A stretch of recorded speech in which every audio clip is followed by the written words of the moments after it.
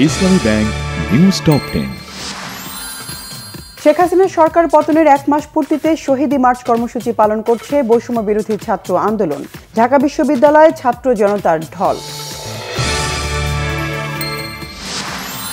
আওয়ামী লীগ সরকার পতনের 1 মাস আজ গত 5 আগস্ট ছাত্র জনতার আন্দোলনের মুখে ক্ষমতা ছেড়ে দেশ ত্যাগ করতে বাধ্য হন তৎকালীন প্রধানমন্ত্রী শেখ হাসিনা। সিসি হাবিবুল আওয়াল সহ পুরো নির্বাচন কমিশনের পদত্যাগ, বললেন একদলীয় হওয়ায় দ্বাদশ সংসদ নির্বাচনে কারচুপি হয়নি। সশস্ত্র বাহিনী বিভাগ পরিদর্শন করলেন প্রধান উপদেষ্টা ডক্টর মোহাম্মদ ইউনূস, শিখা অনির্বাণে শ্রদ্ধা নিবেদন। রাজনৈতিক কারণ সহ নানা অজুহাতে চাকরিচ্যুত 450 সশস্ত্র বাহিনী সদস্যরা চাকরি ফিরে পাবার দাবিতে প্রধান উপদেষ্টার কাছে স্মারকলিপি প্রদান।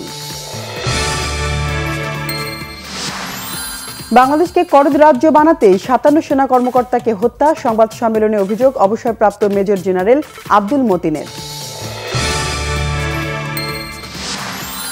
পরিচয় নিশ্চিতে হারিস চৌধুরীর মরদেহ কবর থেকে তুলে ডিএনএ পরীক্ষার নির্দেশ দিয়েছেন হাইকোর্ট।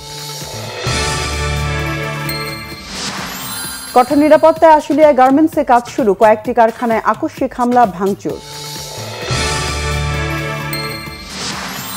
আরজি কর মেডিকেল কলেজ হাসপাতালে চিকিৎসককে ধর্ষণ ও হত্যা মামলায় সুপ্রিম কোর্টের শুনানি পেছানোয় হতাশ ভারতের কলকাতার রাজপথে আন্দোলনরত বিক্ষুব্ধরা।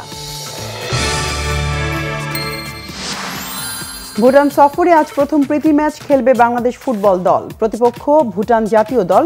থিম্পুর চাংলি মিথাং স্টেডিয়ামে সন্ধ্যা 6টায় শুরু হবে ম্যাচটি।